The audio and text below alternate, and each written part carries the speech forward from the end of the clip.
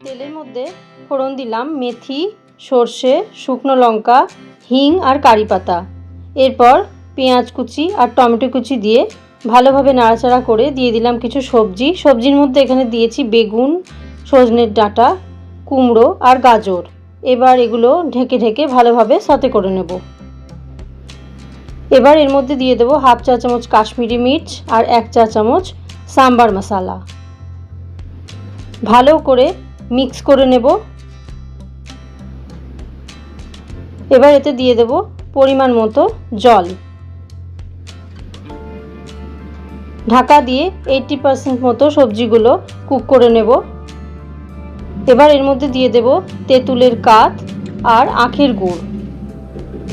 ভালোভাবে নাড়াচাড়া করে নিয়ে সেদ্ধ করে রাখা অরহর ডাল মিক্স করে নেব।